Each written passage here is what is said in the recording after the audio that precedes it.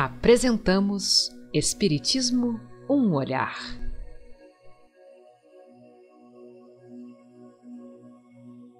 A evolução dos tempos e a doutrina dos espíritos.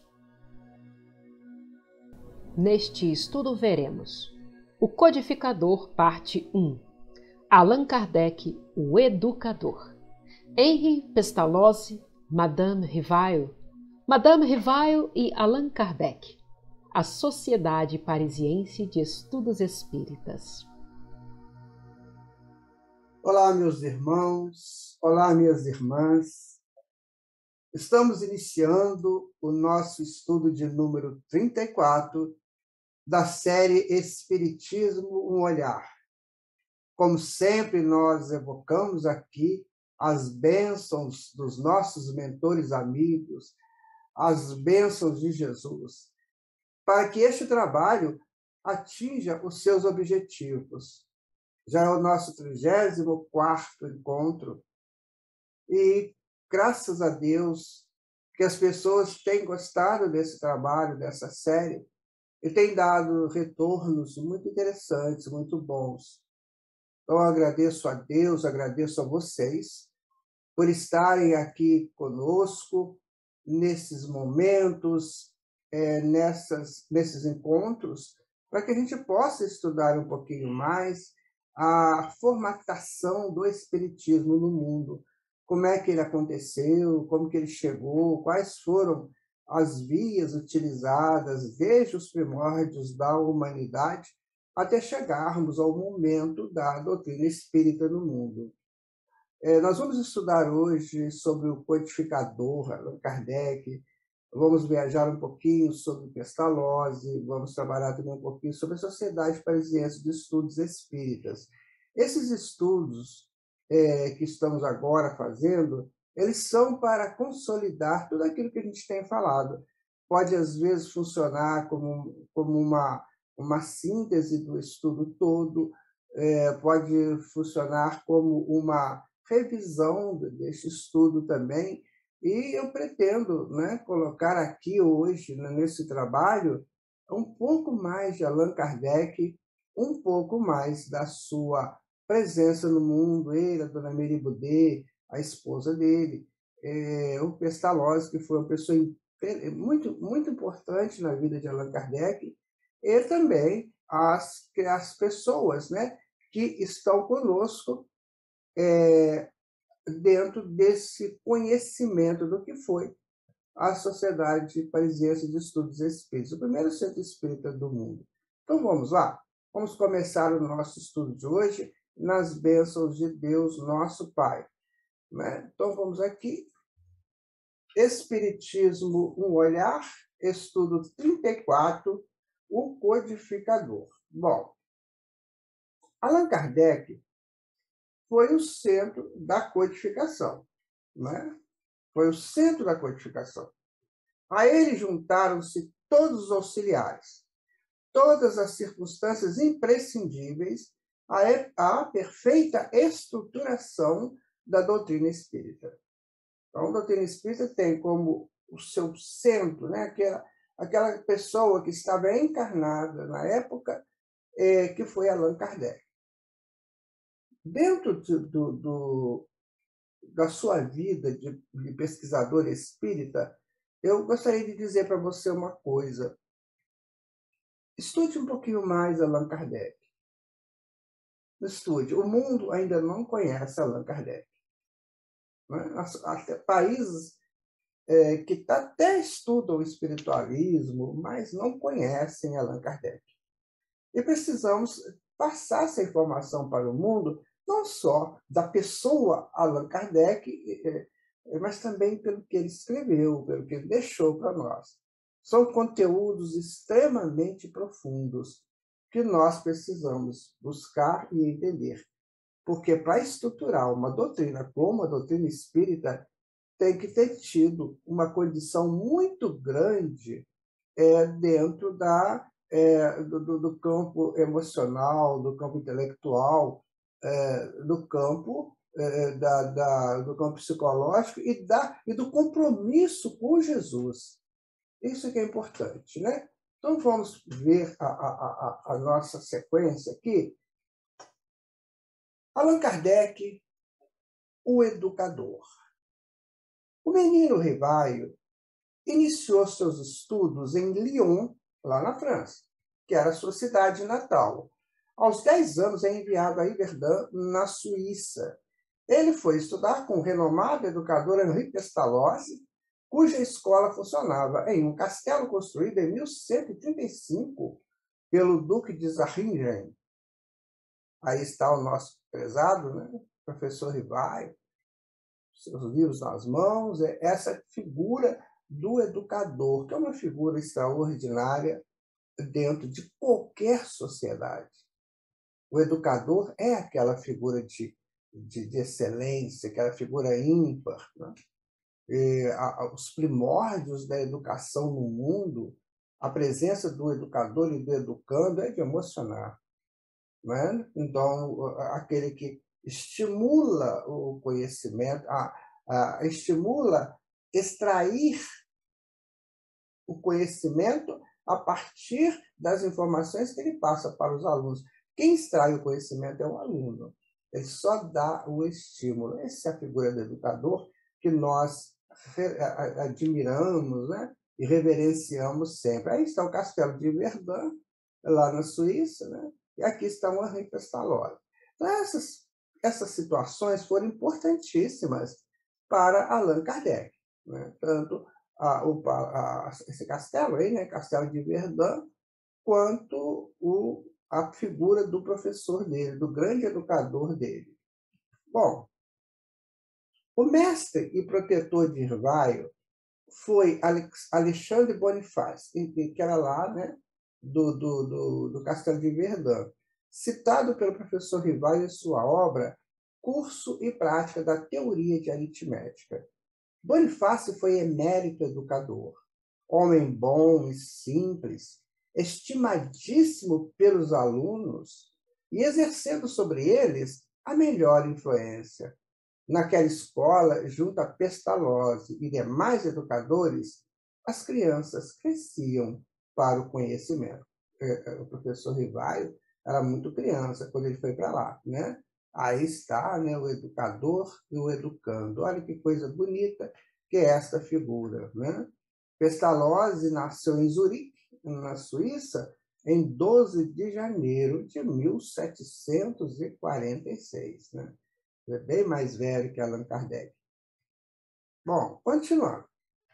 O notável educador suíço reuniu em torno de si e da obra objetos de tanta esperança, conceituados professores, vindo de várias partes, sendo que alguns deles tinham sido anteriormente seus alunos, partilhando do entusiasmo do venerando mestre e devotados à causa sagrada do ensino, foram homens de grande mérito. A maioria deles ensinaram no Instituto os planos de estudos e os processos pedagógicos da sua aplicação.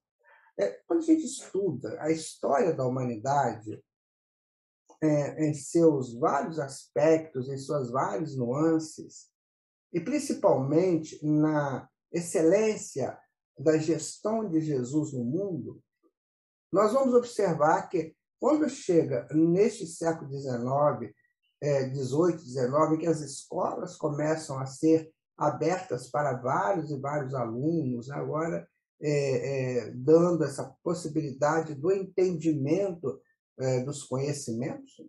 Então, isso gerou no mundo uma revolução que ficou uma revolução mais velada. Porque se fala na Revolução Francesa, a Revolução Industrial, a Revolução Russa e outras revoluções, né? Mas a revolução da educação ficou velada.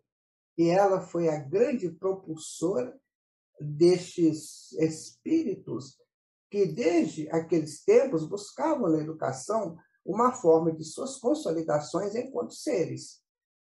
É evidente que a educação ainda passa por questões muito complicadas, né? Numa relação ainda meio conturbada de educando, educador, administrações, enfim, Mas isso vai chegar num momento em que vai se afinar, e todo o processo educativo será o processo, posso dizer para vocês, até de encarnações sucessivas. O espírito vai entrar num ciclo reencarnatório lá no futuro, em que todo o seu processo dentro daquele ciclo será o da educação. Vejam que interessante que é a educação. Então, ela começa veladamente. E Pestalozzi, com certeza, foi um desses grandes espíritos que começaram essa revolução velada da educação. Observem isso que você vai ver, como que a educação vem trabalhando silenciosamente. Ela não faz barulho, né? Ela vem com cuidado, avançando sempre, aprimorando conteúdos, aprimorando condições para que os educandos e também os educadores tenham cada vez mais acessos a informações superiores. Muito interessante verificar isso. Não sei se o prezado amigo ou amiga já entendeu assim, né? Então, ali, os alunos gozavam de grande liberdade. As portas do castelo permaneciam abertas o dia todo e sem porteiros. Podia-se sair e entrar a qualquer hora, como em toda a casa de uma família simples. As crianças tinham, em geral, 10 horas de aulas por dia, das 6 da manhã às 8 da noite. E cada lição durava 1 hora e era seguida de pequeno intervalo, durante o qual, ordinariamente, se trocava de sala. Isso é um processo bem pedagógico, né? Você mudar o ambiente. Nós sabemos que quando eu mudo de ambiente, eu mudo a minha estrutura psicológica. É bem interessante isso. Eu vou dizer para você, às vezes a pessoa está numa sala de cor bege, por exemplo. Aí ela vai para uma sala de tonalidade azul claro, depois de um amarelo claro. Estou dando um exemplo, né? Então, toda vez que você muda de ambiente, você tem um impacto diferente, como se sua mente limpasse, né, o quadro negro, né? Então, ela limpa o quadro para a nova lição. Isso é importante, né? E Pestalozzi já sabia disso, né? Havia também as lições de ginástica e trabalhos manuais, como cartonagem e jardinagem. A última hora, das 19 às 20 horas, era dedicada ao trabalho livre. Podiam as crianças, a seu bel prazer, ocupar-se do que desejasse, inclusive escrever a seus pais. Essa liberdade, né, de um colégio interno tem que ter uma parceria muito grande de confiança entre o diretor e os diretores com os alunos. E aquilo acontecia lá em Liverdão. Era um tempo diferente, né, meus amigos, amigas. Aqueles espíritos que estavam ali, eles tinham um compromisso. Eles tinham um compromisso com a história, não é um compromisso só individual. Era mais com a história. Nós estamos formatando o campo da educação no mundo. Então, era isso que se via, né? Os mestres mais jovens eram encarregados da vigilância durante todo o tempo em que não havia lições. Eles pernoitavam nos dormitórios, tomavam parte nas recreações dos alunos com o mesmo prazer que estes. Acompanhavam-nos ao jardim nos passeios, sendo muito estimados. 3 vezes por semana davam conta a Pestalozzi da conduta dos alunos. Aí está de novo Liverdão. Eu vou pedir a Thalita, a nossa amiga, companheira aqui de trabalho, que fale um pouco sobre esse momento do educador Allan Kardec, das suas incursões neste processo interessante, o processo da educação. Thalita, por favor, dá uma palhinha para a gente. No decorrer da sua frutuosa carreira pedagógica de instrutor filantropo, Rivail exercitou a paciência, a abnegação, o trabalho, a observação, a força de vontade e o amor às boas causas. Tudo isso a fim de melhor desempenhar a gloriosa missão que lhe estava reservada. Diga-se de passagem que quase todas as realizações posteriores a 1832, ano de seu casamento, se originaram ou se fortaleceram nas palestras costumeiras entre ele e a esposa Amélie Boudet.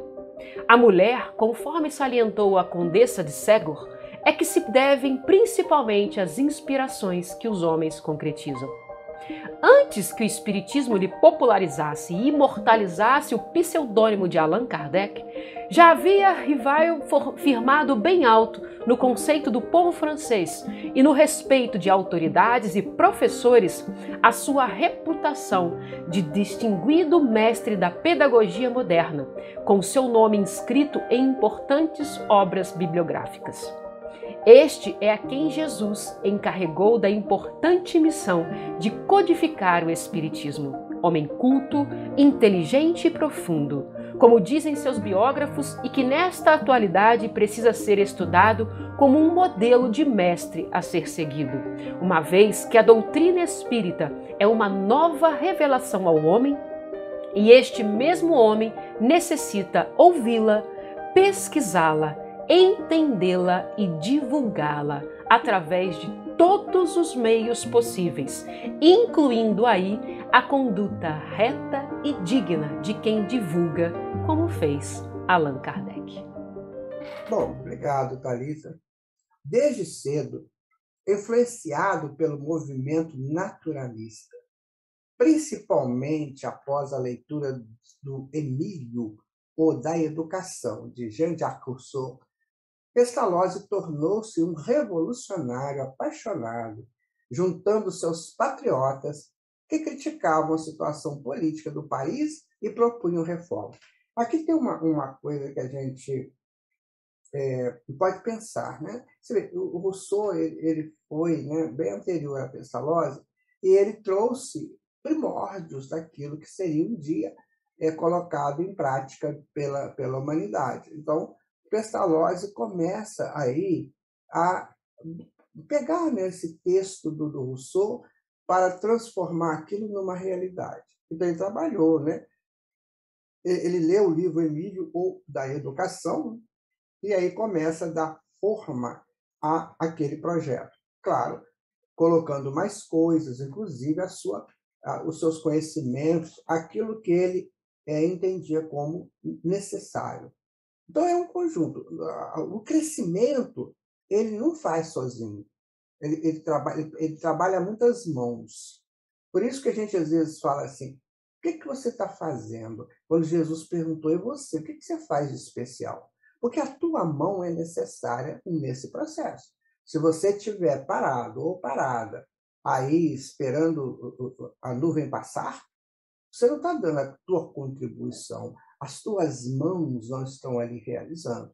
Então, é tudo um processo de realização conjunta. A humanidade ela é responsável por todas as suas coisas boas realizadas e responsável também por tudo aquilo de mal que foi realizado. Então, nessa contabilidade de débito e crédito, é que as pessoas, os seres sociais, vão se arrumando através das suas buscas de entendimentos com a lei de Deus. Assim que funciona. O nosso mundo está passando por um processo de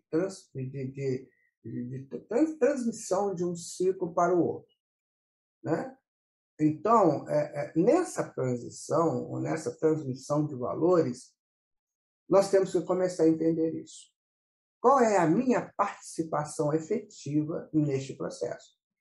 Então, se eu sou médico, engenheiro, advogado, essas coisas todas, ótimo que eu sou isso. Mas o que eu estou contribuindo? Eu só estou trabalhando pelo dinheiro? A minha função ela é toda buscar dinheiro, né? Ela é toda buscar aquilo que eu acho que é de imediato e de interesse pessoal? Ou a minha participação é efetiva onde eu estiver? Estou ajudando a aprimorar o conhecimento naquilo que eu participo? Não precisa ser religioso para isso, não, tá, gente? Precisa só ser ligado à própria sequência histórica do mundo. E se o mundo tem a sequência histórica, é porque nós demos a esse mundo essa sequência. Porque essa sequência histórica que está no mundo está dentro de nós. está guardado no nosso inconsciente. Então, nós podemos participar efetivamente no progresso do mundo a partir daquilo que temos guardado em nós. O que você está fazendo de especial? Pergunta Jesus. As grandes realizações não foram feitas por uma pessoa só, nem de um dia para o outro. Elas demoraram, tiveram várias contribuições, tiveram vários acertos nessas contribuições. Você vê a proposta dialética de Hegel, né? Tese, antítese, síntese. Nós fomos fazendo isso a vida inteira, o tempo todo. Preste atenção no que você está fazendo de especial. É o que eu te convido a pensar seriamente. Bom, aí está o Rousseau, né? Uma figura bem conhecida, e aí está o livro dele, Emile, né? O Emile, e o Educador. Se quiser depois, isso aí tem em PDF, você pode ler.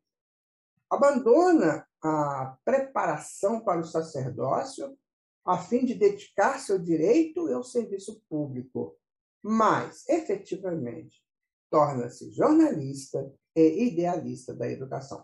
Antigamente, né, quase todos aqueles espíritos que pensavam em educação, pensavam em se formar, eles iam para, quase todos começavam pela questão religiosa, né? Porque a igreja ela estabeleceu desde cedo a escolástica, né? Que era a sua formatação de apropriação de valores gregos, como de Aristóteles, no caso. Né? Plotino já tinha feito com Platão também. Então, as pessoas buscavam aqueles centros educacionais ligados à igreja e quase sempre a fim de um sacerdócio. Alguns continuavam, tornavam-se sacerdotes, e outros não, iam dedicar a outro trabalho. Foi o caso de Pestalozzi. Tá? Bom, em 1767, aos 23 anos, né, ele fica noivo de Anna Schultz, mulher de ideias humanistas como ele. Contrariando os pais da noiva, que ameaçaram cortar o dote da da mesma, mas perseverante, consegue casar-se com ela 2 anos depois. É neste período que Pestalozzi torna-se adepto do naturalismo proposto por Rousseau. Vou pensar uma coisa aqui com vocês, uma coisa muito séria. Eu sou estudioso de história e dos movimentos que nós fizemos a partir da história. Tinha esse negócio de dote, não tinha? Então, os pais eles tinham muita preocupação de colocar, né, as filhas numa situação melhor, uma situação em que desse a ela continuidade do conforto que até então ele estava dando. Porque ela agora vivia com o esposo. Né? Então tinha essa coisa, esse esposo ele tinha que ter algo que fosse do interesse dos pais da noiva ou da moça, que eles tinham estabelecido dentro do núcleo de valores deles. Então, geralmente, nessas épocas, se pensava muito em uma pessoa com posses, né? Uma pessoa de família conhecida, que garantisse, né, a sobrevivência melhor daquela moça que ia sair da casa paterna. Pode a gente achar meio estranho isso. Você determinar com quem alguém vai casar. Pode. Também penso assim. A gente não tem que interferir nisso, mas vejam vocês. Se você analisar psicologicamente o fato, não está tão errado assim, não. Imagina que você seja um pai. Você tem uma filha que você gosta, claro, ela está aí com você desde que ela nasceu, né? E de outras encarnações também. Às vezes é um afeto imenso do seu passado. E aí o que vai acontecer? Você vai entregar essa moça para uma outra pessoa. Lembra aquele ritual, né, que acontece lá nas naves das igrejas católicas, principalmente, ou então em outros locais, quando o pai leva a moça, né, que é um rito magnífico.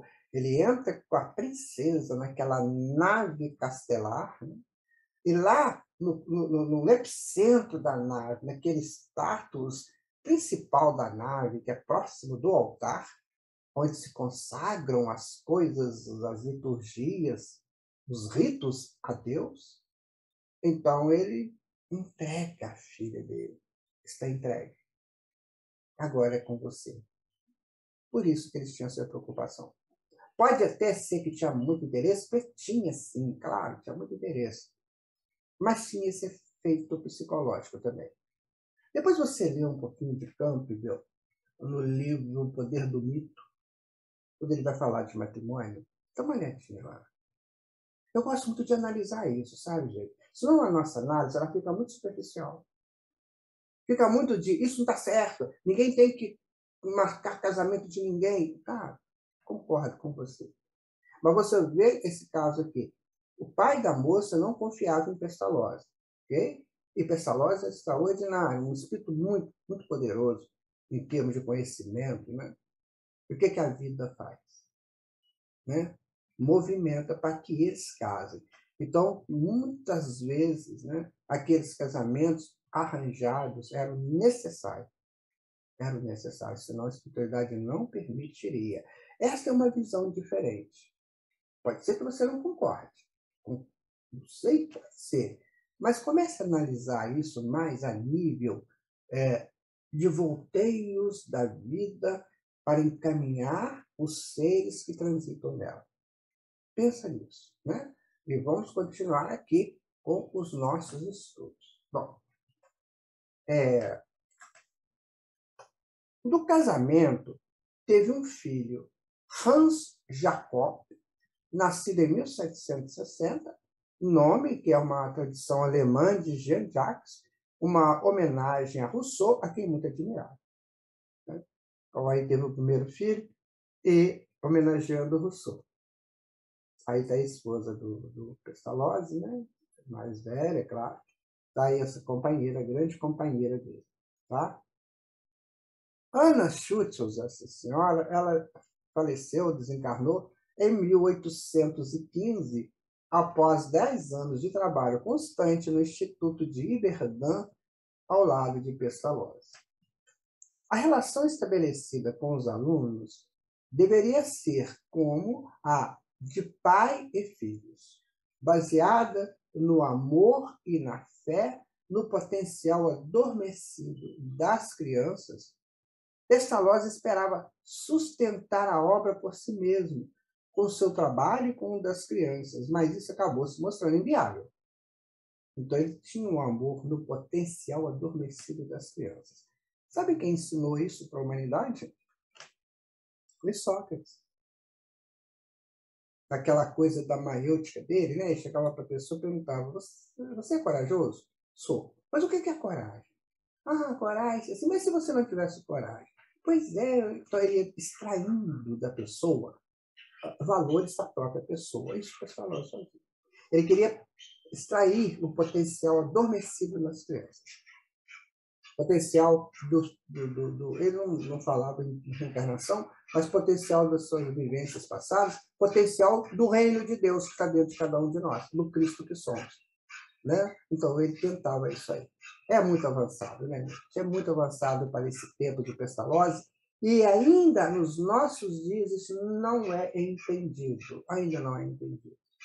Tanto assim que a educação sofre processos muito delicados, porque ela ainda não percebeu isso, que o professor não ensina nada para o aluno. Ele apenas busca extrair do aluno o potencial que ele já traz. Né? Então, por isso que a didática tem necessariamente que ser um ato de amor. Ao estudarmos a vida de Pestalozzi, percebemos que ele nunca teve vocação para as questões da administração, e suas ideias sempre esbarravam na sua inabilidade para conjugar o idealismo com a ordem financeira do empreendimento, motivos que o levaram ao fracasso e à falência. Então, ele desencarna em 17 de fevereiro de 1827, com 81 anos de idade. Passou o Pestalozzi. Passou um grande vulto da educação por este mundo. Quando a gente pega o roteiro, né, de educação, eu já até mostrei aqui em estudos anteriores, quando você pega o roteiro de educação de Pestalozzi, você fica encantado, né? Como ele tratava a educação. A educação é isso, né, gente? Educação não é prova que o professor aplica no aluno como se fosse um castigo, e que ele só vai passar de ano se ele ganhar nota X lá naquela prova. Tudo bem que tem que ter uma avaliação, mas a avaliação ela tem que ser individual, professor-aluno. Tem alunos que são excelentes, mas diante desse monstro de fazer uma prova, ele se enrola todo e não consegue fazer. Então, eu preciso mudar isso. Não sei. Eu não sou educador para dizer qual é o processo.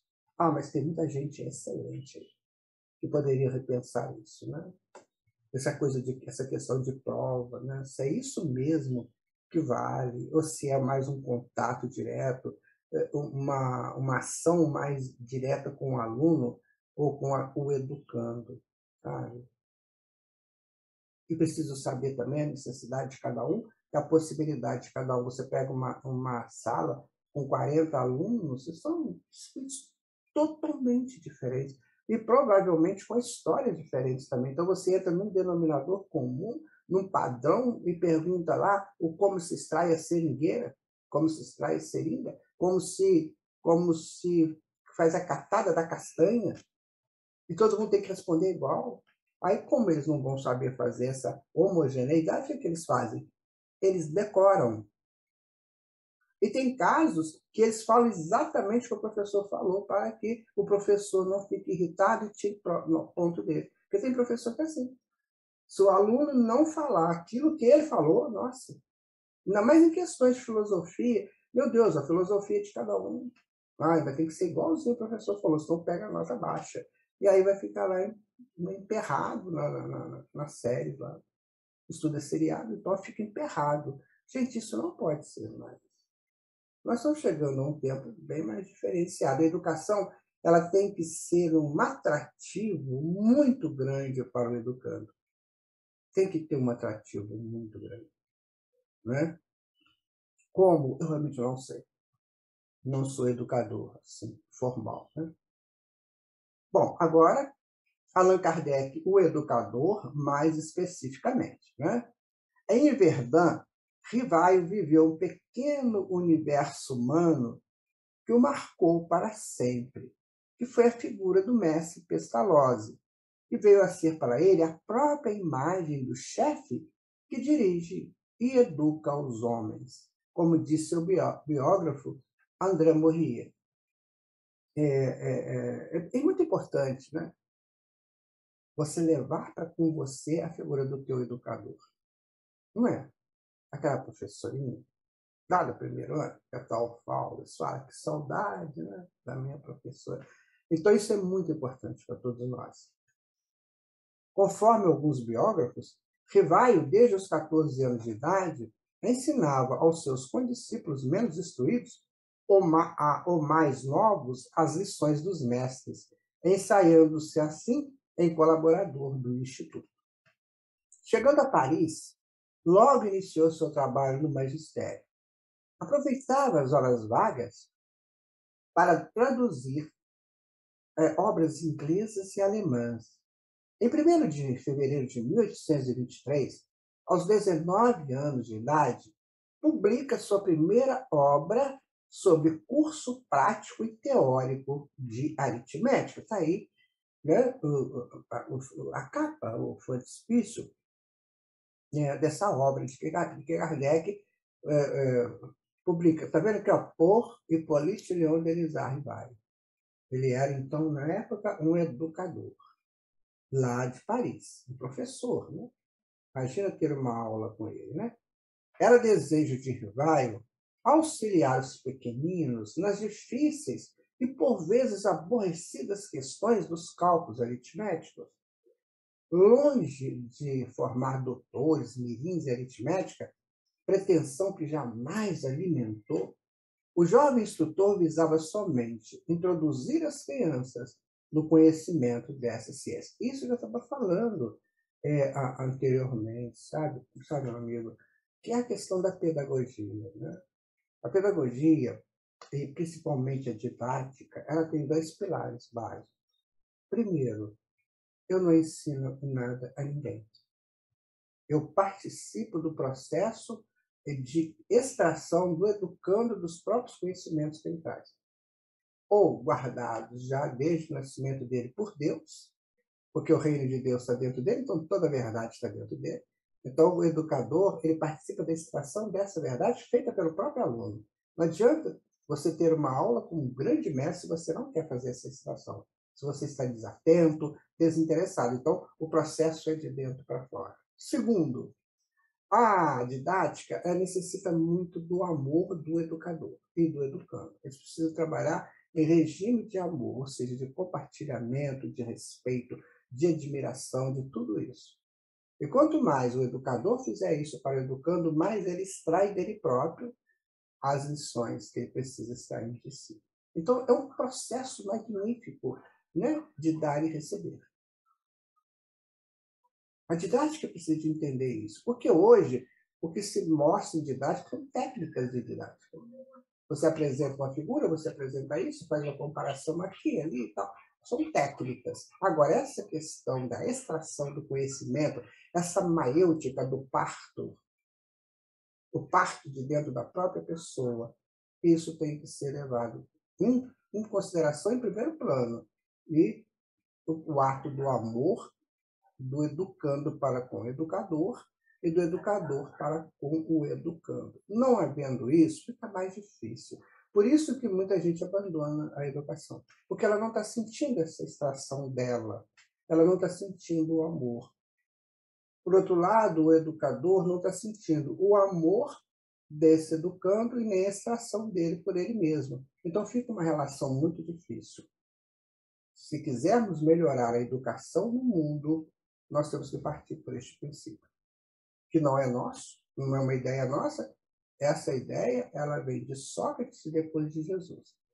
E que Jesus nos educava com amor, com acolhimento, né? Com proteção, com cura. É isso. Bom, dando sequência, né? Aqui, disse o professor Rivaio: desejando tornar-me útil aos jovens e concorrer com todas as minhas forças para aplanar-lhes a trilha árdua dos estudos, aproveitei com empenho os conselhos que de boa vontade me chegaram de pessoas que me são superiores pelo saber e pela experiência. Está vendo? Ele, o educador, buscando essas pessoas que são superiores pelo saber e pela experiência. Isso é muito importante, né? Eu vou pedir a Bela para dar uma palhinha para a gente, né? A Bela é uma educanda nessa atualidade. Daqui a pouco ela se torna educadora, né? Ela é uma acadêmica de medicina, hoje, nessa época, né? 2022, é uma educadora que está se educando. Então, ela se autoeduca por aquilo que ela realiza de conhecimentos. Bela, dá uma palhinha para a gente. Durante 30 anos, de 1819 a 1850, muitas vezes se sobrepondo a incompreensões e aos reveses, Hippolyte Léon Denisard Rivail empenhou-se de corpo e alma em instruir e educar um sem número de crianças e jovens parisienses. Aplicava o método pestalozziano com modificações, acrescido de práticas pedagógicas por ele mesmo criadas ou desenvolvidas, algumas das quais, só mais tarde, no século XX, seriam retomadas e largamente difundidas por ilustres reformadores do ensino. Esse primeiro período da vida de Rivail foi pródigo em benefícios para a coletividade francesa, segundo seus biógrafos. Isso o preparou convenientemente para ser um homem universal, que, vencendo lutas e perigos sem conto, oferecia ao homem um novo mundo que até então vivia envolto em denso mistério, o mundo dos espíritos. Toda essa fase existencial de Rivail, bem como a seguinte, sofreram a influência dos ensinos colhidos no Instituto de Yverdun. Henri Souasse, seu biógrafo, disse que foi nessa escola que se lhe desenvolveram as ideias que mais tarde deviam fazer dele um observador atento e meticuloso, um pensador prudente e profundo. Em Yverdun, não existia coação, permitindo ao aluno expandir naturalmente suas forças em germen. Rivaio aprendeu a pedagogia inteligente, não atrofiadora da mente juvenil. Isso se soma à vontade de ensinar com maestria, o que fez muito bem o professor Rivaio. Bom, continuando então, agradecendo a Bela, por volta de 1823, com 19 anos, Rivaio aproxima-se do estudo do magnetismo, segundo ele próprio afirmou. Ele estava com 19 anos, eu estava estudando magnetismo, que as questões dos fluidos, nós já falamos sobre isso. E nos anos que se seguiram, aplicaria parte do seu tempo no estudo criterioso e equilibrado, teórico e prático, de todas as fases ou graus do sonambulismo. Sonambulismo no sentido de desprendimento, desdobramento, saída temporária do corpo para contatos mais livres com a espiritualidade, que hoje é conhecido como desdobramento no processo de emancipação da alma, que a gente estuda no Livro dos Espíritos, como ele colocou aí no Livro dos Espíritos. Tá? Bom, o Barão do Poté, que mais tarde seria amigo dos espíritas, tornara-se desde 1825 o chefe da escola de magnetismo da França. Com suas técnicas, impressionou profundamente a Rivaio. Tá vendo? Então estava dentro de Rivaio a informação. Ele já trouxe com ele. Mas aí surgem os educadores. Surge o Bonifácio, surge o Pestalozzi, surge esse que estava trabalhando com ele ali, essa questão do magnetismo, surge o Barão do Poté. Ou seja, nós vamos atraindo, quando a gente quer aprender, nós vamos atraindo os grandes educadores para próximo de nós. Guarda isso com você, meu irmão, minha irmã. Eu vou dizer, sabe, eu não sei dizer isso para você com palavras assim. Talvez eu não consiga, mas eu vou dizer para você uma coisa muito séria, muito séria. Aproxima-se do conhecimento, porque o amor te sustenta nele. A sabedoria é filha dileta do amor. Então aproxima-se da sabedoria, que o amor, pai da sabedoria, te abraça e te envolve. Aí você sai do comum. Aí você vai fazer algo de especial, como sugeriu Jesus. Pensa bem. Trabalha isso em você. Quando você lê Pestalozzi, Bonifácio, Allan Kardec, professor Rivaio, Você lê Barão do Poté e tantos outros, eram assim que eles funcionavam. Você quer ser uma alma de escola? Arme-se de sabedoria e de amor. Aí você será. Caso contrário, será um transeunte comum na vida. Em muitos casos, trânsfugas da evolução, que não é nada bom para ninguém. Para ninguém. Então, continuando, aí está, Isso aqui, gente, é muito interessante. Está vendo essa árvore grande? O Barão do Poté, o que ele fazia? Ele botava umas cordas amarradas aqui nos galhos dessa árvore. Vocês estão vendo aqui a corda. E aí ele magnetizava a árvore, ou seja, ele dava fluidos magnéticos para a árvore. Ele imantava a árvore de fluidos magnéticos, ou seja, fluidos curadores, fluido animal, como diria Mesmer, que é esse ectoplasma que a gente solta da gente, junta com os fluidos da natureza. Então a árvore ficava toda magnetizada. A pessoa pegava a corda, botava no lugar que estava com problemas, e se curava. Então, o que tinha aí? Sabedoria e amor. E a cura era consequência. Está vendo como é que é diferente a gente viver dessa maneira? Observando o que esses grandes mestres da nossa história fizeram? A Gênese de Allan Kardec, ele vai abordar essas questões das curas através da ação fluídica.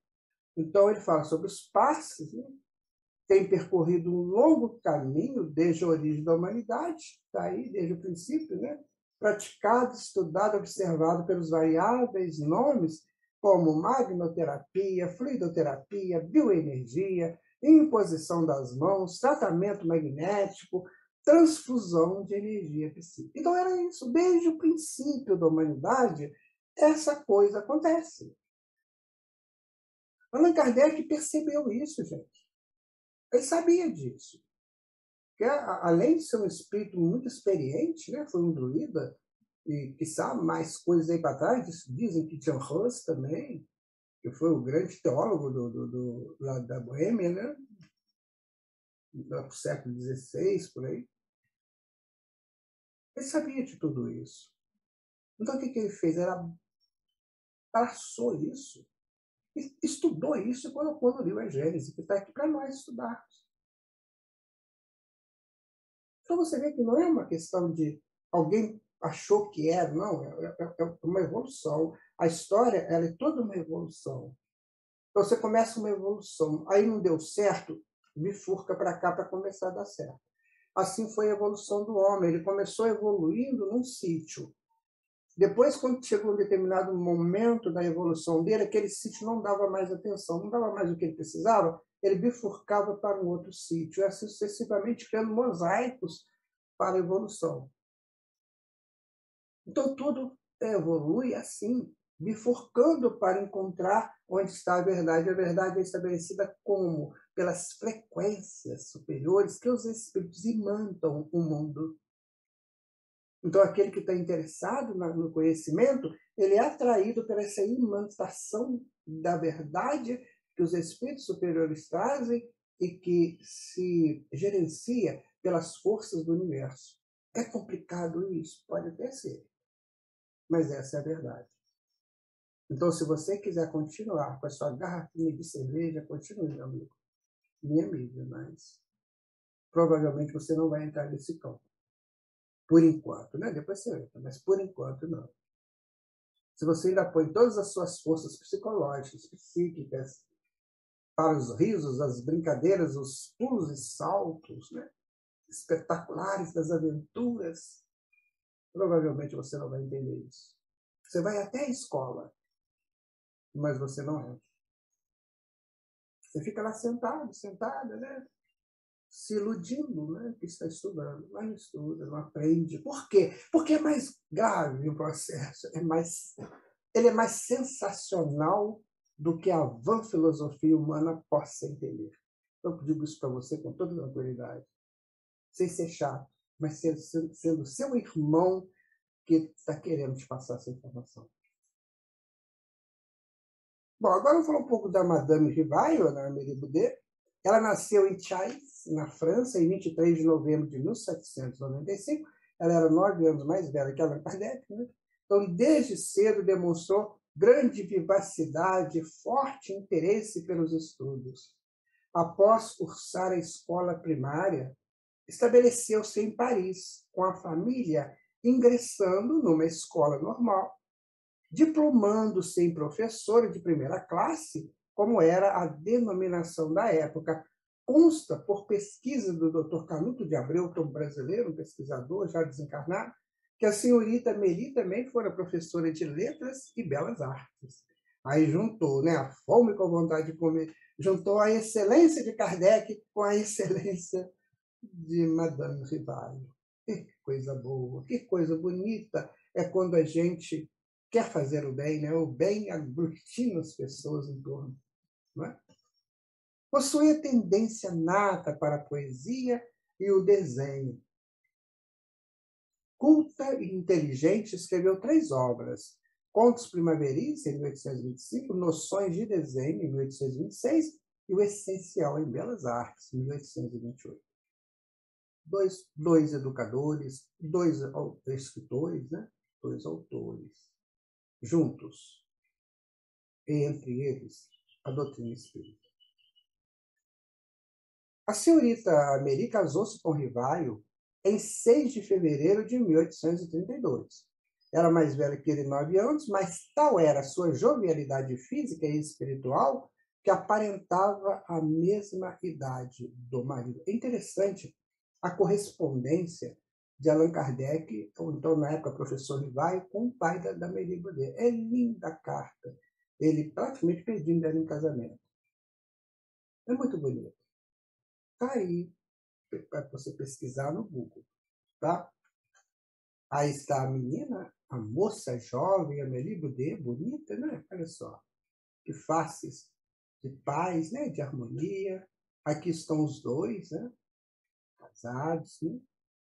E aqui está ela, depois, sozinha, porque o nosso mestre desencarnou bem antes dela.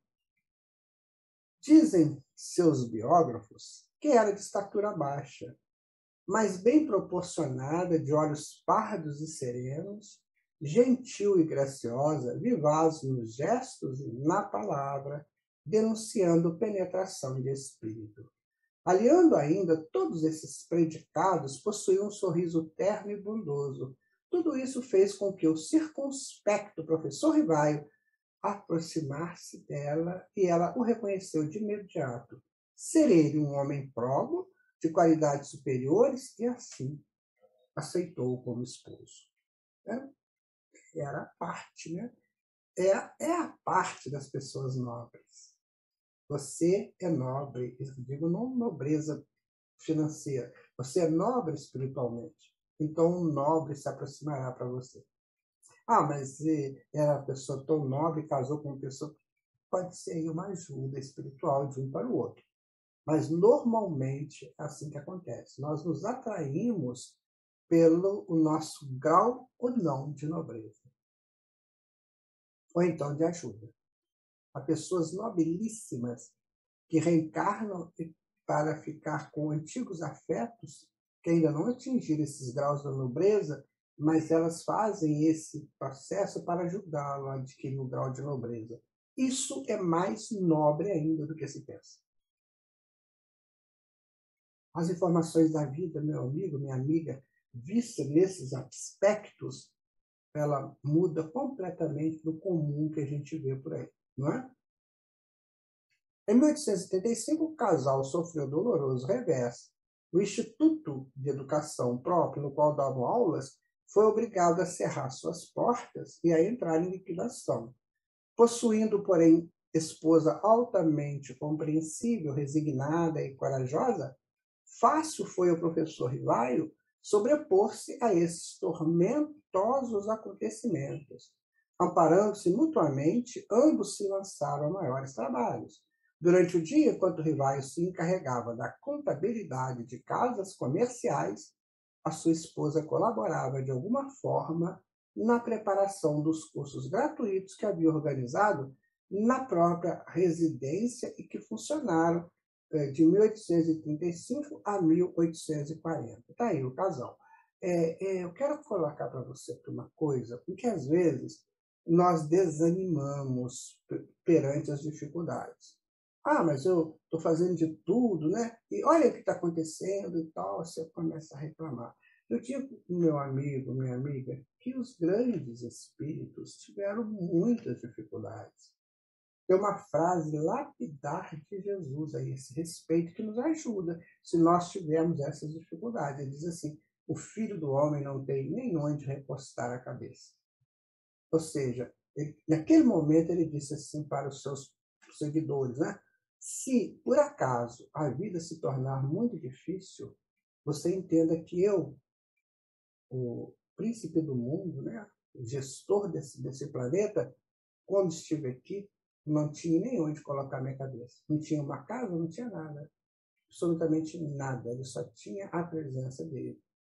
Então, se você, de repente, aí sentiu um pouquinho, sabe, meio desanimado, porque isso não está dando certo, aquilo não está dando, pense que isso é caminho normal daqueles que conduzem a humanidade ou facção dessa humanidade. Parcelas dessa humanidade. Ok? Fica para você isso aí como um alento, né? uma ajuda dentro do seu processo para você não desanimar. À noite, novamente juntos, não se davam a descansos justos e merecidos, mais improdutivo. Além de escrever novas obras de ensino, que, aliás, tiveram grande aceitação, o professor Rivaio realizava traduções de obras clássicas, preparava para os cursos da Levi-Auvarret, que era uma escola maravilhosa da época, né? Frequentados por toda a juventude parisiense no bairro de Saint-Germain, e se dedicava ainda em dias certos da semana, juntamente com a sua esposa, a lecionar as matérias estatuídas para cursos gratuitos a crianças e jovens. Até isso eles faziam. Não tem que pagar? Vem para cá, vamos estudar, o negócio é esse. Por quê? Ele sabia, gente, dentro do processo da didática, que quanto mais eu estimulo o outro a aprender, mais eu cresço no meu aprendizado. Então, aí está o custo-benefício sendo praticamente resolvido, né? Aí está o Levi-Auvarret, né, que foi um dos fundadores da educação histórica na França, dedicou-se ao ensino de meninas, abriu a escola infantil em Paris em 1820 e fundou no Hôtel de Ville, em 1833, um curso normal para professores. São as pessoas que renascem para isso. Agora eu pergunto, eu renasci para quê? Você renasceu para quê? Já pensou nisso? A gente, quando vê essas histórias assim, você fica pensando, mas para que eu nasci? Para que eu reencarnei? Pensa aí. De repente você encontra um sentido melhor. Né? Bom, a Melibudê era dessas mulheres boas, nobres e puras, e que, despojadas das vaidades mundanas, descobrem no matrimônio missões nobilitantes a serem desempenhadas nos cursos públicos de matemáticas e astronomia que o professor Rivaio semanalmente lecionou de 1843 a 1848, e aos quais assistiram não só alunos, mas também professores do Liceu Polimático, que fundou e dirigiu até 1850, não faltou em tempo algum auxílio eficiente e constante da sua dedicada consorte. Tá aí. Era tudo com dificuldade, mas acontecia, né? Acontecia. E deixou a história, né, minha gente? Isso que eu falei para vocês no princípio do nosso estudo de hoje. O mundo não conhece essa criatura, esses dois. O mundo não conhece. Então, quando a gente vai estudar espiritismo, nós temos que entender quem estava em torno dele. Por isso que nós estamos fazendo esse estudo aqui. Porque nada surge por acaso, né? Nada não vem assim flutuando. Então, sempre tem que ter algum ninho, né? Então, nós estamos mostrando o ninho onde o espiritismo surgiu. Essas duas almas e outras que se juntaram a eles. Então, se você quer fazer alguma coisa útil, boa na tua vida, faça um ninho de paz, de luz, para que aquela coisa aconteça através de você. Todas essas realizações e outras mais a bem do povo se originaram das palestras costumeiras entre os dois cônjuges. Mas, como salientou a Condessa de Séguier, deve-se principalmente à mulher as inspirações que os homens concretizam, com certeza. Né? A mulher tem muito mais percepção. No que toca a Madame Rivaio, além de conselheira, ela foi a inspiradora de vários projetos que o marido pôs em execução. Aliás, é o que confirma Lemarie ao declarar que Kardec tinha em grande consideração as opiniões da sua esposa. Eles trabalhavam juntos.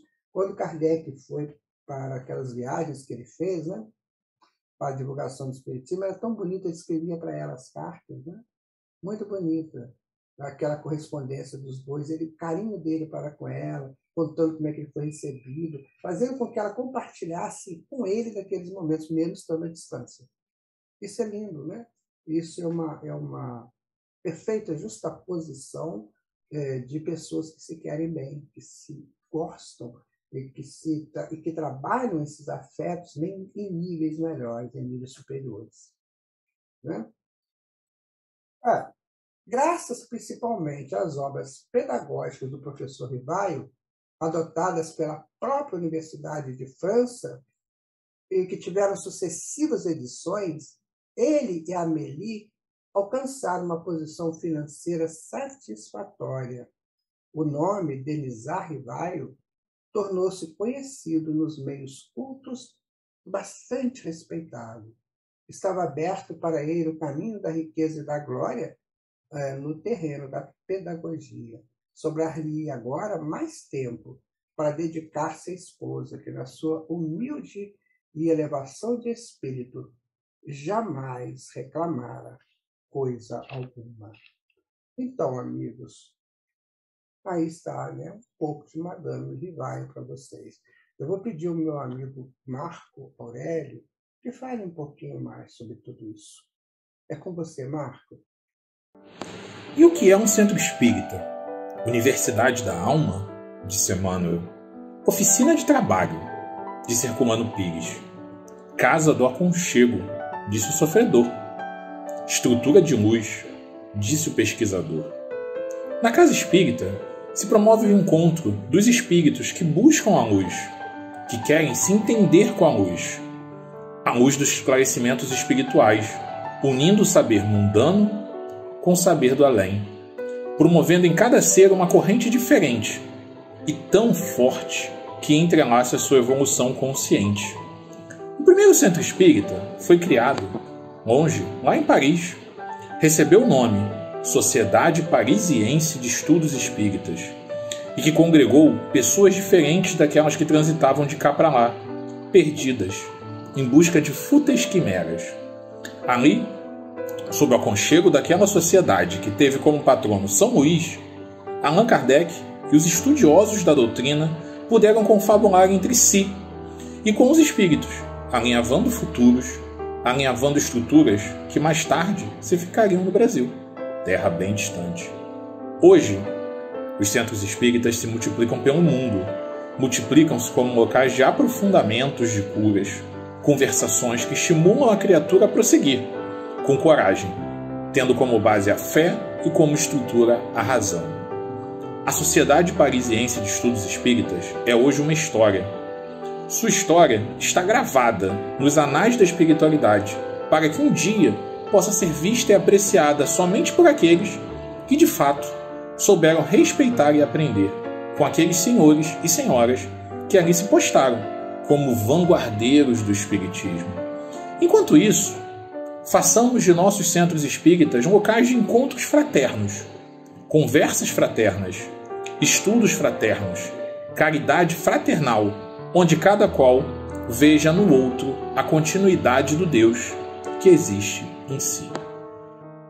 Muito obrigado, Marco. Estamos aqui de volta, né, com o nosso estudo. Havia cerca de 6 meses que na residência do casal Rivaio, então situado na Rua dos Mártires, número 8, se efetuava sessões bastante concorridas, exigindo da parte de Madame Rivaio uma série de cuidados e atenções que, por vezes, a deixavam extenuada. O local chegou a se tornar apertado para o elevado número de pessoas que ali compareciam. De sorte que, em abril de 1858, Allan Kardec fundava, fora do seu lar, a Sociedade Parisiense de Estudos Espíritas. Então, foi ficando muito apertada a casa dele. Nós vamos ver isso aqui a pouquinho, de maneira bem mais interessante, como é que funcionou isso aí. Tá? Bom, aí, na Rua Saint-Denis, Kardec transferiu a sede da Sociedade Parisiense de Estudos Espíritas, que foi o primeiro centro espírita, né, para essa rua, na passagem de Saint-Denis, localizado no 59, a partir de 1860. Também passou a residir nesse local, para onde transferiu também o escritório da Revista Espírita. A Sociedade Parisiense de Estudos Espíritas foi criada com o objetivo específico de fazer experimentos mediúnicos em prol do estudo e pesquisa do espiritismo, conforme sinaliza o primeiro artigo do seu regulamento. A sociedade tem por objeto o estudo de todos os fenômenos relativos às manifestações espíritas e suas aplicações às ciências morais, físicas, históricas e psicológicas. Vejam vocês, amigos. Ciência moral, ciência física, ciência histórica, ciência psicológica. Hoje, a gente percebe, se você quiser, de fato, entender o espiritismo, entender a chegada do espiritismo e o desenvolvimento, a dinâmica do espiritismo, você tem que saber isso aí. Você tem que se interessar por essas ciências aí.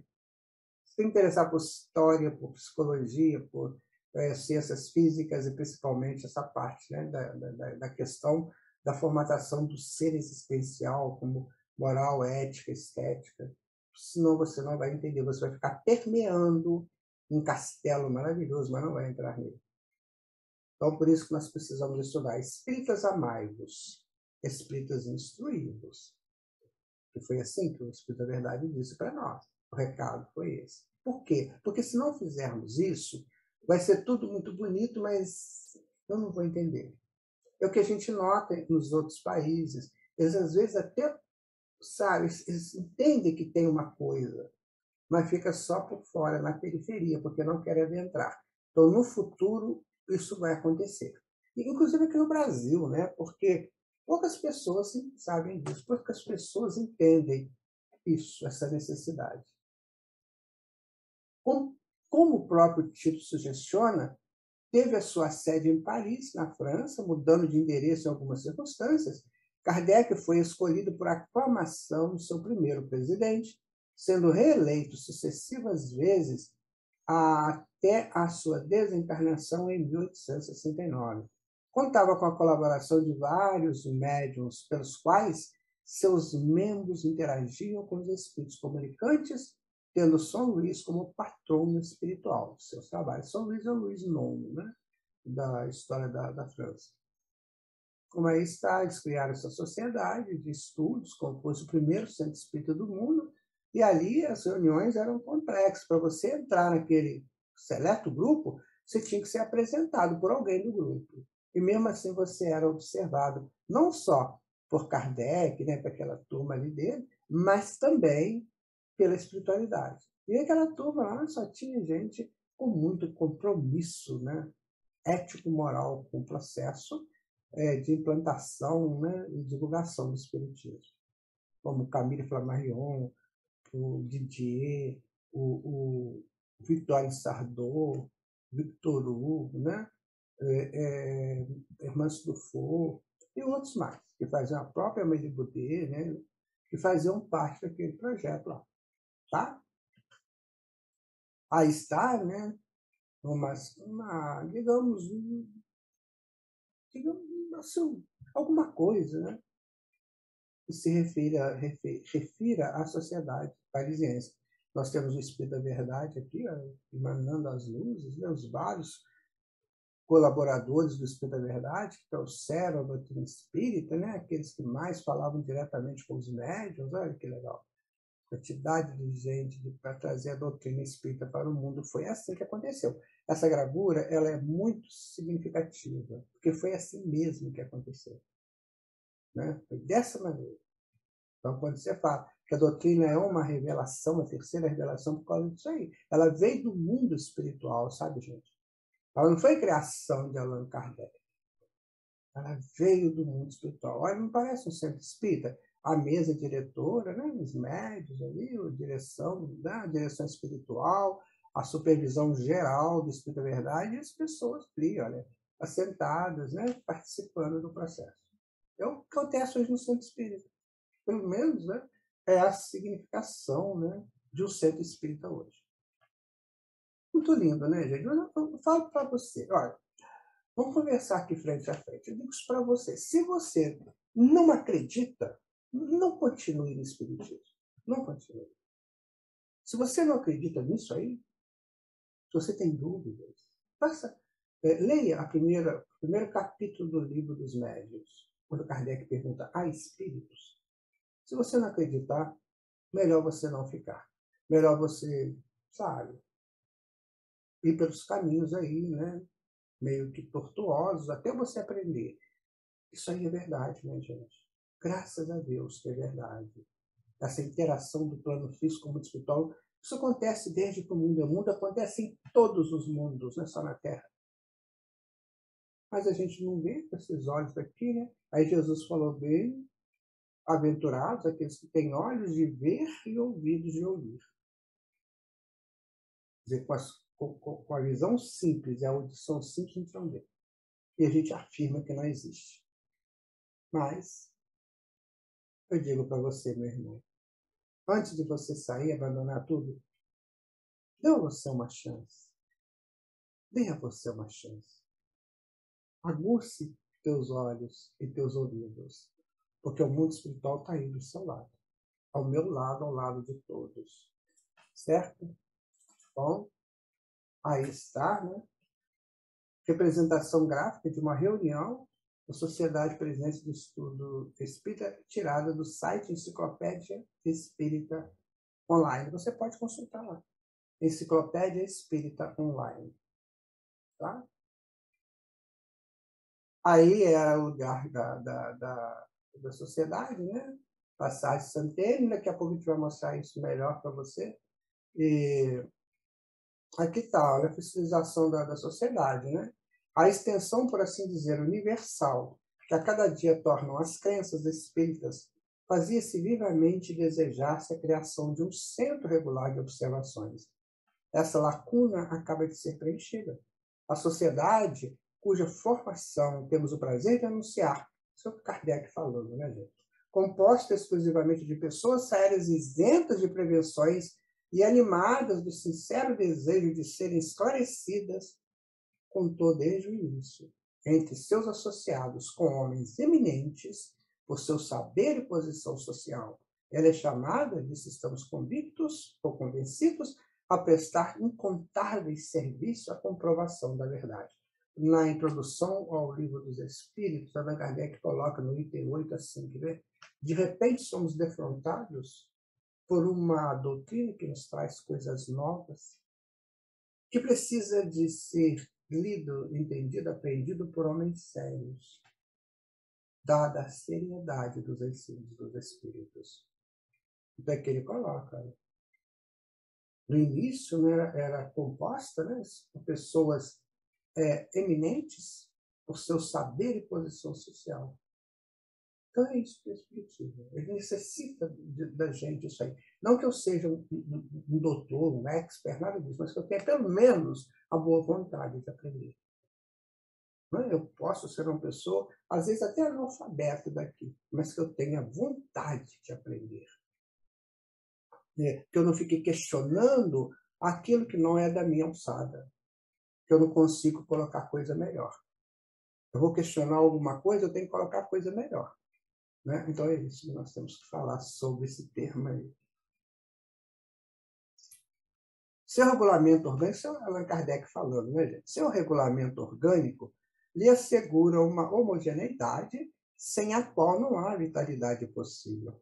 Autorizada por portaria do senhor prefeito de polícia, conforme o aviso de sua excelência, senhor ministro do Interior e da Segurança Geral, em data de 13 de abril de 1858, quer dizer, tudo regulamentado, tudo certinho, dentro dos parâmetros, né, da época, né, dos parâmetros dos posicionamentos, né, de funcionamento de alguma coisa.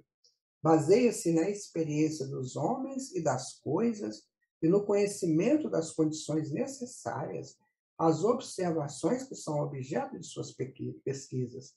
Vindo a Paris, os estrangeiros que se interessarem pela doutrina espírita encontrarão, assim, um centro ao qual poderão dirigir-se para obter informações e onde poderão também comunicar suas próprias observações. Você vê o cuidado de Allan Kardec, né? Vamos fazer a coisa tudo dentro da lei.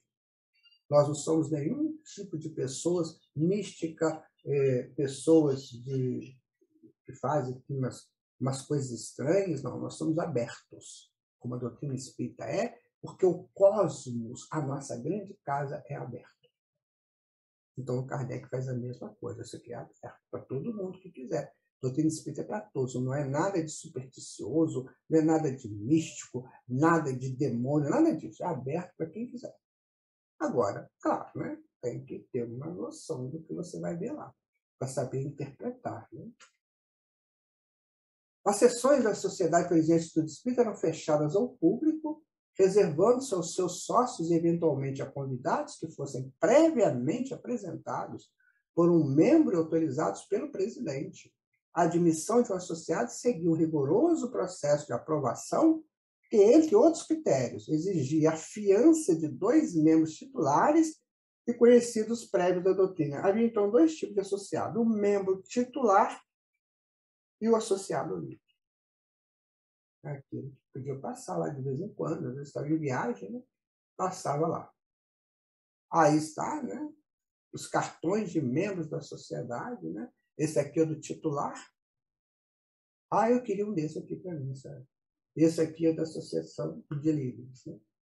Então, Allan Kardec assinava, tá vendo? É um negócio bem interessante. A data, lá, 31 de janeiro de 1868, esse aqui, julho de 1858, né? Foi a formação da sociedade. Aí está o nome da pessoa, René Charles. Esse aqui é do PEM, Madame, né? Madame do PEM. Isso aí vai, né, gente? Olha, tudo arrumadinho, tudo organizado, tudo muito certinho, tá? Fugindo da tradição kardeciana, a partir dos anos de 1870, aí Kardec já havia desencarnado, a Revista Espírita deixou de noticiar as atividades da Sociedade Presença de Estudos Espíritas, de modo que, desde então, os registros históricos a respeito da entidade ficaram cada vez mais escassos. Sabe-se que, de 1871 a 1877, sob a presidência do Sr. Boyce, ela passou a se reunir na Rua Mulher, número 27, de 1881 a 1884, esteve sediada na Rua Saint-Denis, número 183, sob a presidência do capitão Bourget, cuja renúncia foi substituída pelo senhor Azanov, que seu endereço também mudou para a Galeria de Valois, número 167, desde setembro de 1884 até setembro de 1885, quando voltou ao mesmo número na Rua Saint-Denis, 183. Bom, nós vamos mostrar um vídeo daqui a pouco que vai explicar isso aí melhor, tá? Mas vocês verem que a luta pela sobrevivência da sociedade não era um prédio próprio, né? Isso dependia muito de aluguel, né? de possibilidades aí. Então, havia essas mudanças e também de direções, né? Bom, aqui está o jornal da Sociedade Parisiense de Estudos Espíritas, Le Pensée Libre, o Pensamento Livre. Então, além da distonia com a Sociedade Anônima, comandada por Le Marie, a Sociedade Parisiense de Estudos Espíritas acabou sendo eclipsada pela criação da União Espírita Francesa, liderada por Gabriel Delanne, que era um trabalhador com Kardec, né? Bert Frope e Leon Denis, propositadamente instituída para fazer frente à sociedade anônima em prol de um resgate dos princípios doutrinários da doutrina kardecista. Existe uma história muito grande envolvendo essa figura chamada Le Marie. É uma história que nós não vamos entrar aqui em detalhe, mas, segundo consta, esse senhor não foi assim muito seguidor de Kardec. Ele fez algumas coisas meio equivocadas. Aí, Gabriel Delanne, Leon Denis, essa outra pessoa que eu não conhecia, Bert Frope, eles criaram, então, a Sociedade Anônima, criaram a União Espírita Francesa, para manter, né, aquela pureza, né, que Allan Kardec deixou. Era necessário. Essas coisas acontecem mesmo e são muito necessárias. Bom, aí está, né, a galeria, a gente vai mostrar no vídeo daqui a pouco, né? Aí estão os estatutos, né, da Sociedade Parisiense de Estudo Espírita, tá? E aqui está o senhor Allan Kardec. Certo? Agora, como a gente havia conversado, nós vamos passar um vídeo que foi feito pelo Fernando Lima Ribeiro. Nós pedimos ao nosso irmão a gentileza, né, desse trabalho tão magnífico que ele realizou, tão histórico, tão necessário para ser colocado para mais pessoas. E vamos passar um pedacinho do vídeo que ele fez a respeito desses caminhos de Kardec. Observem que coisa interessante.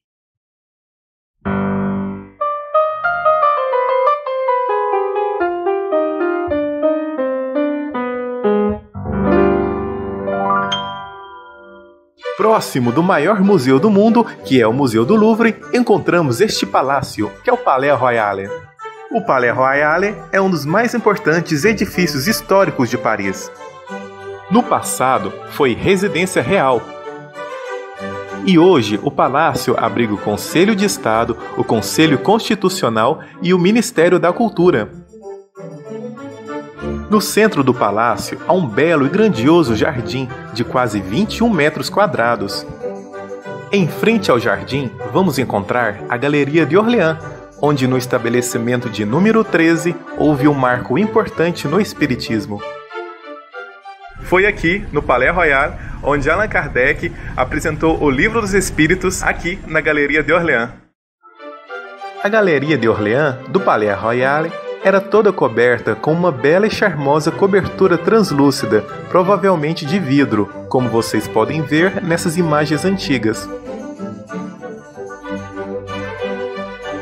Essas são imagens da cobertura vistas por dentro da Galeria de Orleans.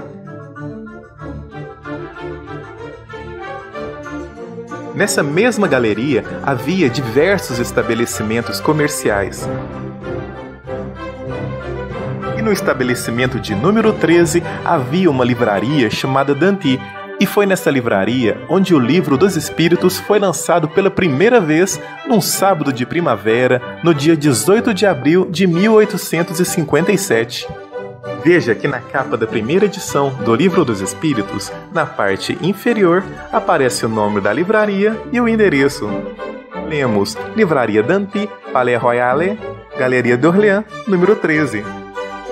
No dia do lançamento do Livro dos Espíritos, Kardec ficou muito feliz ao saber que foram vendidos 50 exemplares pela manhã. Ele recebeu as jovens médiuns, seus pais e todos aqueles que participaram do Livro dos Espíritos. Segundo o médium Chico Xavier, Allan Kardec chegou a distribuir alguns exemplares do Livro dos Espíritos pelas ruas em volta do Palais Royal. Ele entregava pessoalmente àqueles que passavam em sua frente. A Galeria de Orleans foi desfeita em 1935. Hoje ela se encontra ao ar livre, pois retiraram a sua cobertura. Sobraram apenas as suas colunas laterais. Os estabelecimentos comerciais ficavam no vão de cada coluna dessas. A livraria Danty ficava localizada em uma delas. Podemos notar que existem atualmente essas duas fontes de água com esferas metálicas, localizada uma no início e a outra no final da galeria.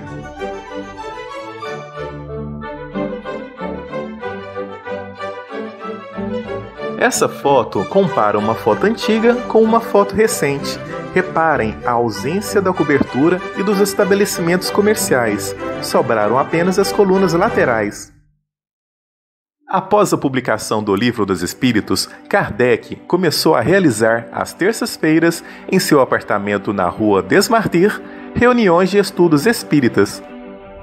As reuniões eram frequentadas por pessoas de todas as classes sociais, das mais simples a membros da realeza.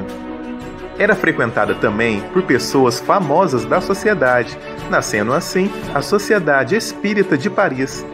Como o espaço não suportava mais de 20 pessoas, a Sociedade Espírita teve que ser transferida de local, e o local escolhido foi uma outra galeria do Palais Royal, chamado Galeria de Valois. O endereço fica no lado externo do palácio. Basta sair do palácio, caminhar pela estreita rua de Valois e encontrar o número 35.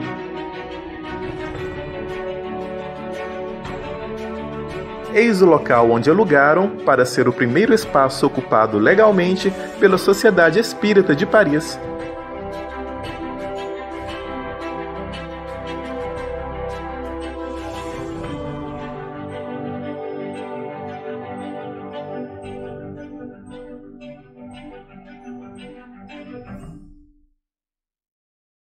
O Palais Royal era considerado um grande marco histórico da Europa, pois era um grande centro cultural e comercial. Foi por isso que Allan Kardec escolheu aqui para lançar o Livro dos Espíritos e fundar o primeiro centro espírita do mundo, que era a Sociedade Espírita de Paris. Por isso, podemos dizer que o Palais Royal foi um grande marco para os espíritas e um berço do espiritismo. A Sociedade Espírita esteve na Galeria de Valois durante um ano. Em 1859, eles mudaram para um outro local do Palais Royal, novamente para uma outra galeria. E essa galeria se chamava Montpensier.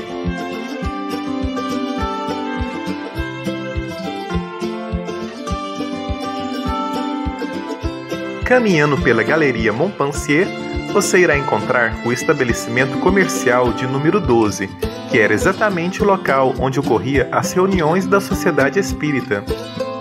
O grupo passou a usar um dos salões do restaurante do Wix. Hoje, o local é ocupado por essa boutique. Aqui dentro ocorria as reuniões, discussões, orações, o aprendizado, a voz e pensamentos de Allan Kardec. Essa é uma pintura antiga da galeria. E essa é uma foto recente.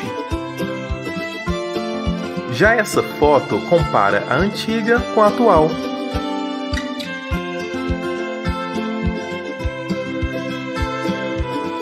Essa é a porta dos fundos da boutique. Fica fora do palácio, numa estreita rua.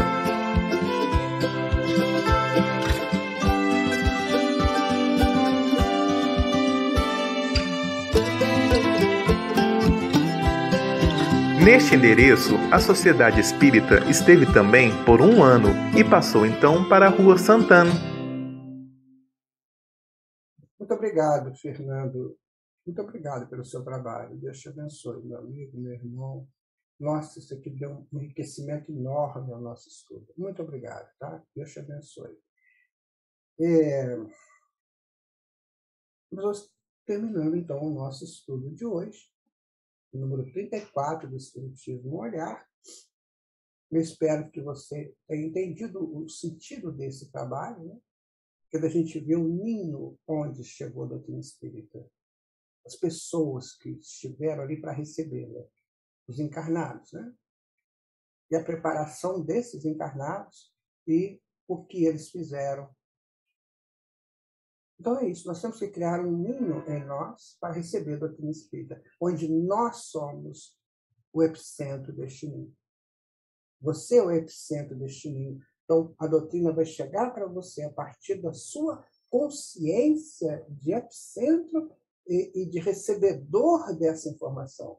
Se você não se fizer assim, fica esparso, ficam nuvens flutuando em torno de você. Então você tem que trabalhar isso.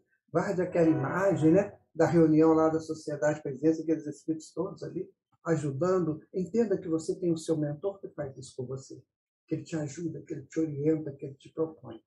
E sempre propostas positivas.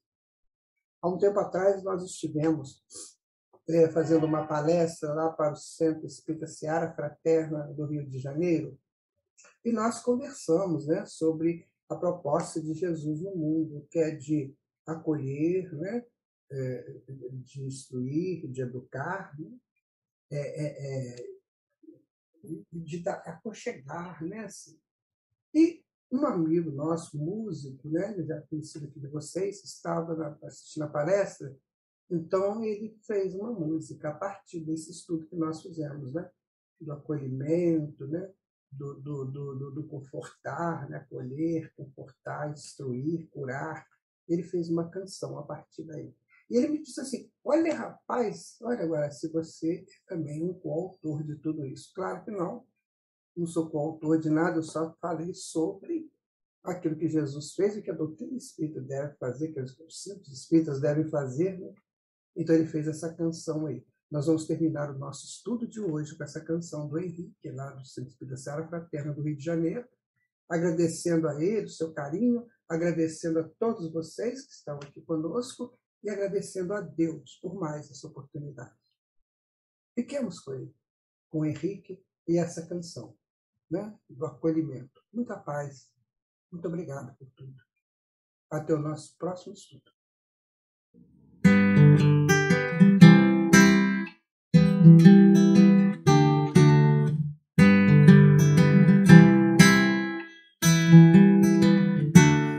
Acolher, consolar, curar e instruir. Acolher, consolar, curar e instruir. Esta é a rotina de uma casa espírita, a exemplo do que fez Jesus. Acolher, consolar, curar e instruir. Acolher,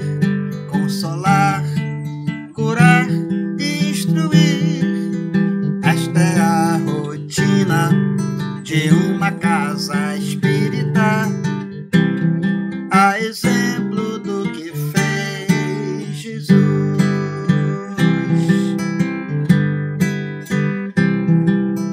Dentro desta organização de amor, cada grupo de confrades desempenha um labor de acolher, consolar, curar e instruir, inspirados pelo amor de Jesus.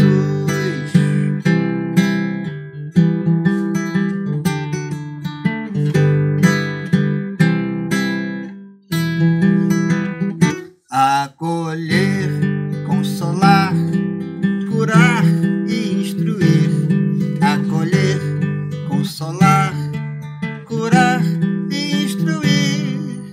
Esta é a rotina de uma casa espírita, a exemplo do que fez Jesus.